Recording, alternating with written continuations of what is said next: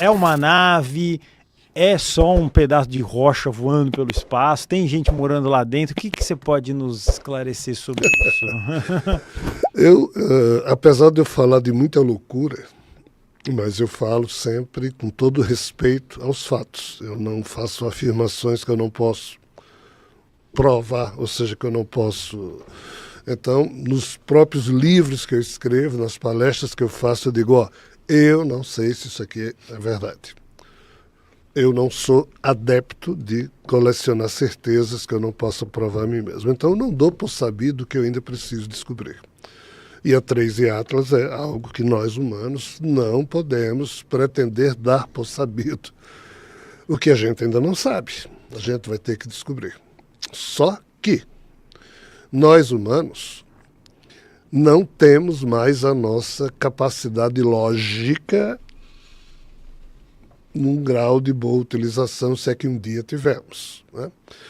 Pela lógica, nós já não deveríamos estar tendo dúvidas sobre o que nos rodeia. Por quê? Porque, pela lógica, nós já temos diversas demonstrações, e se vocês quiserem, eu falo em alguma delas, que nos mostram claramente a presença de seres de fora aqui na Terra e ao redor da gente.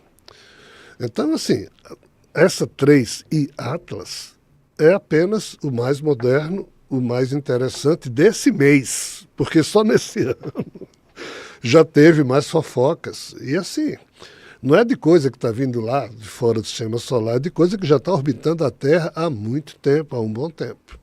Mas assim, vamos deixar isso de lado e falar na 3I Atlas. Qual o problema desse bólido celeste chamado 3I Atlas? É porque, desde a sua observação mais antiga, e não é tão antiga assim, mas assim, em termos de primeira verificação, que um professor, um eminente astrônomo da Universidade de Harvard, ele foi quem começou a detectar isso. Qual o problema? O problema é que é aquela velha história. Quando você vê um jabuti numa árvore, você diz o jabuti não subiu. Alguém colocou. Ainda que hoje já tenha jabuti que está subindo em árvore. Eu vou ter que mudar essa coisa. Mas assim, quando você vê certas coisas, você diz, isso não é natural. E o 3I Atlas, você observa e diz, isso não é natural. Por que não é natural? Porque assim, o Sol, o nosso Sol, ele tem os planetas que giram ao redor.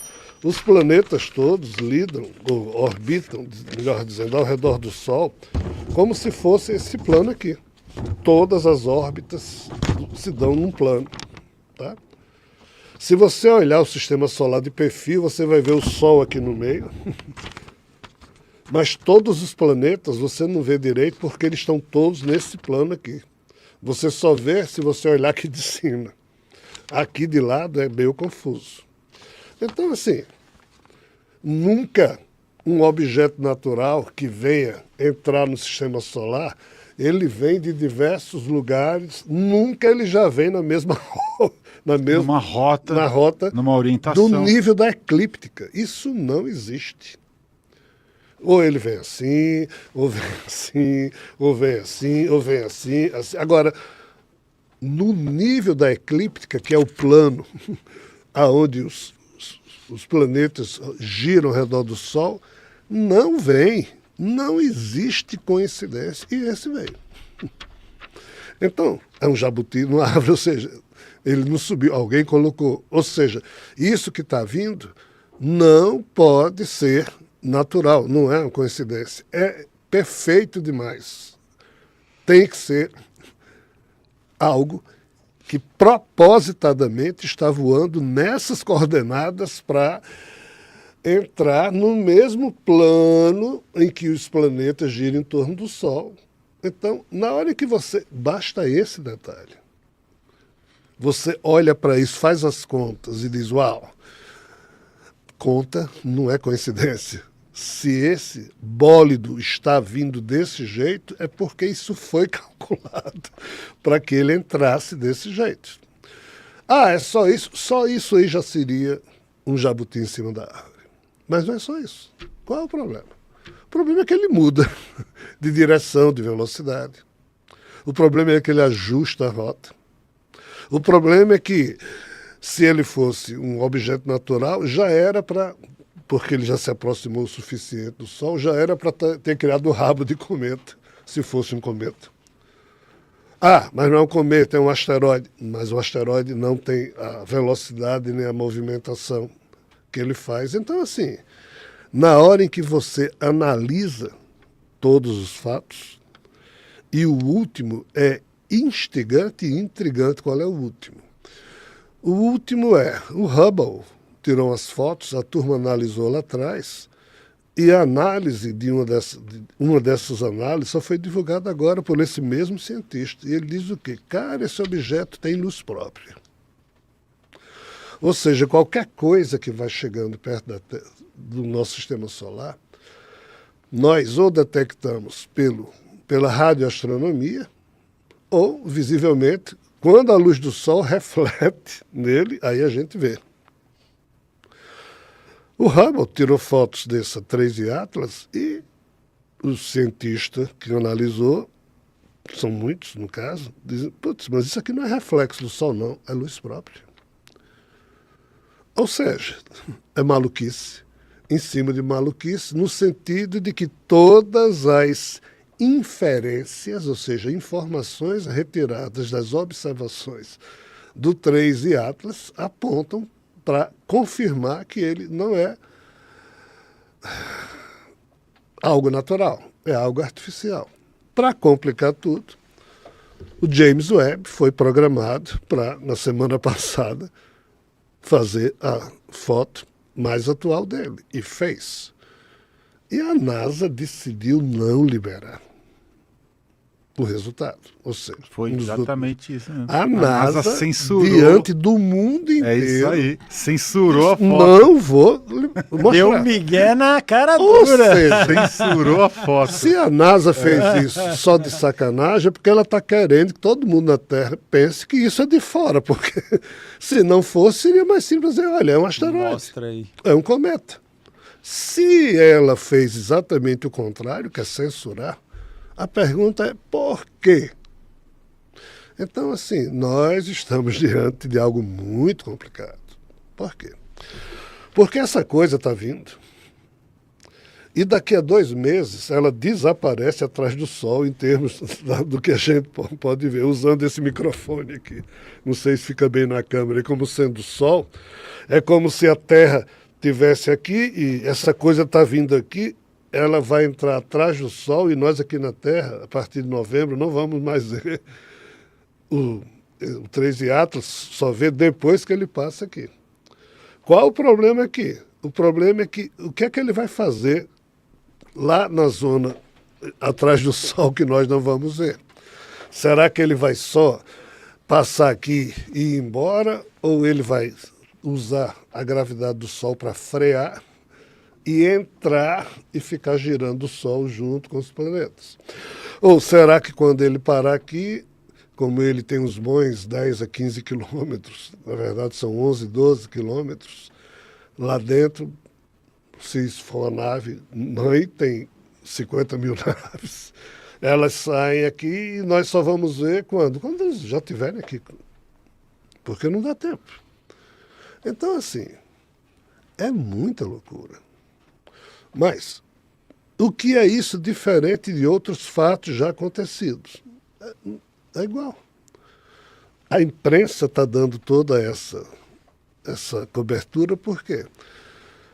Porque, assim, eu sou acostumado a um tempo em que só existiam sondas dos Estados Unidos nos lugares. Aí depois foi Estados Unidos e União Soviética.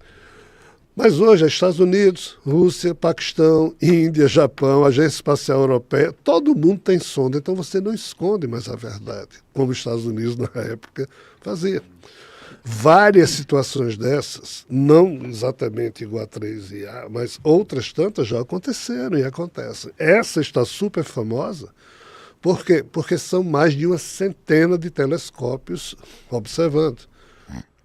Aí a NASA não tem como impedir isso, mas tem como fazer o que fez. Como tem um telescópio mais potente que consegue tirar uma foto de perto, ela viu o que que resolveu censurar. Nos anos 2005 e 2006, um senador dos Estados Unidos abriu a boca no Congresso norte-americano e disse: olha, a NASA está destruindo as fotos que pertencem aos Estados Unidos. Conseguiu convencer a turma criou lá uma lei impedindo a NASA de, a partir do dia e da hora em que a lei foi votada, se a NASA destruísse uma fotografia a mais, o diretor lá da NASA ia responder criminalmente. A NASA parou de destruir. Lá na frente, votaram uma lei em que a NASA era obrigada a divulgar as fotos para os congressistas verem se as fotos tinham sido destruídas ou não a partir do momento em que eles decidiram e transformaram aquilo em lei. O que é que eles perceberam? A NASA liberou as fotos a partir daquela hora, porque antes ela destruiu tudo. Mas as que ela teve que liberar, várias saíram borradas. Eu tenho todas isso no meu computador. Todo mundo tem. A NASA mostrava a foto, mas borrada. Por quê? Porque ela disse: não, eu estou cumprindo a lei. O Congresso dos Estados Unidos mandou eu mostrar a foto. Eu estou mostrando. Mas na lei não está dizendo que eu não posso borrar. E de lá para cá, nunca o Congresso conseguiu aprovar a lei. Eu quero que a NASA mostre as fotos sem ser borrado. Os caras não conseguem aprovar isso no Congresso. Por quê? Porque o peso das macroforças que mandam, de fato, no governo dos Estados Unidos, né, que tomam decisões como essa agora, de dizer à NASA: ó, não mostra as fotos do 3 e Atlas. Então, assim, resumindo a história, tá? Eu até poderia especular um pouco sobre isso, mas eu não gosto de especular. Acho que você já fez isso. Nós temos que aguardar. Nós temos que, entre aspas, verificar os fatos. E talvez a gente tome sustos e mais sustos, mas assim, em algum momento isso vai ter que começar. Por quê? Porque tudo que acontece em cima da nossa cabeça, a turma encontra: vamos encontrar um termo para chamar isso aí. Vamos chamar agora isso aí de UAP. Antes era UFO, agora depois foi UAP, aí depois a sonda. Mas é a mesma coisa, são coisas que voam em cima da gente e a gente sabe que não são humanas. Não, mas agora tem drones, então coloca o nome de drone. Então, a verdade vai sendo escamoteada até o ponto em que ela, por si mesma, cria um choque de realidade. E nós estamos na iminência de um eminente choque de realidade. E o 3 e Atlas pode ser um desses choques de realidade que os governos tanto têm se esforçado por não fazer com que a humanidade não perceba. Veja bem, eu não estou mais nem criticando o governo por causa disso. Porque eu também já não sei direito o que é que nós humanos temos condições de suportar. Porque a nossa incapacidade de fazer a leitura dos fatos a cada dia piora, aumenta. As duas últimas gerações de humanos nasceram com menos capacidade cerebral que os seus. Isso nunca tinha acontecido na história. Então, assim, eu não posso, em sã consciência, fazer afirmações cujas informações eu não tenho. Tá? Mas que o mostruário do problema, ele é muito complicado. Porém, existe aqui a última frase que eu vou dizer a respeito do assunto. Não nos surpreendamos se a NASA disser: isso é um novo tipo de cometa, é um novo tipo de asteroide ou de bólido que a gente nunca viu antes e por isso que ele é estranho, blá, blá, blá e blá, blá, blá, e o assunto morrer e nós não tomarmos mais nem conhecimento de mais nada desse bólido, porque problemas cibernéticos existem e do jeito que falta energia aqui e acolá durante alguns dias e cega todo mundo, pode ser que a gente fique cego em alguns dias do mês de dezembro ou janeiro, quando esse bólido terminar de passar por trás do Sol e a gente for ver e não ver muita coisa. Ou seja, nós humanos somos ainda, infelizmente, passíveis de sermos facilmente enganados por muitos poderes. Mas a reintegração cósmica não é o 13 Atlas. É algo muito mais sofisticado e complexo que isso. Porém, os choques de realidade vão começar, já começaram, 13 Atlas pode fazer parte disso. O fato deles terem escondido demonstra que tem algo. Se não, era exposto. Pois é. É o que é lógica, né? Diz. Nós não somos lá muito bons de lógica, mas é o que é lógica. Aqui a lógica sempre não é a primeira coisa, mas... Você sabe quando é que a lógica surgiu como matéria acadêmica? Nunca. Se vocês entrarem, pior que surgiu, se vocês entrarem no Google hoje, Surgiu, sim. aí você coloca lá trívio, quadrívio. Aí o trívio e quadrívio é a explicação que a turma usa para dizer, ó, a lógica surgiu aqui. O Google está absolutamente errado quando diz que o trívio e o quadrívio surgiram na Idade Média. Porque o que é o trívio? São 3 matérias relacionadas à linguagem, ou seja, gramática, lógica e retórica. E o quadrívio é aritmética, geometria, astronomia e música. Essas 7 matérias não foram criadas na Idade Média, como o Google diz. Isso foi criado por um cara chamado Marciano Capella, no século II a.C., na época em que o helenismo começou a educar as pessoas. Mas observe, por isso que a Grécia deu aquele boom maravilhoso antes de Cristo, a época mais rica da humanidade, é porque todo e qualquer cidadão grego, desde criancinha até ele estudava o trívio e o quadrívio, ou seja, ele estudava a lógica. Só que quando o cristianismo surgiu, acabou com isso. O Império Romano impôs o estudo do arianismo e do trinitarismo, ou seja, discutir se Jesus era só humano ou humano e divino. As 7 matérias da Grécia, no Império Romano, foram impedidas. E os romanos emburreceram, e por isso o Império Romano se ferrou. Quem de nós 3 aqui estudou lógica? Ninguém estudou. Pode perguntar a todo mundo que você conhece. Foi uma matéria. Então, assim, nós não somos bons de lógica, tá? Por não sermos, é que os governos nos enganam com narrativas absolutamente malucas que nenhum ser humano sensato aceitaria, mas nós aceitamos, porque apesar de nós acharmos que somos racionais e lógicos, mas nós não somos.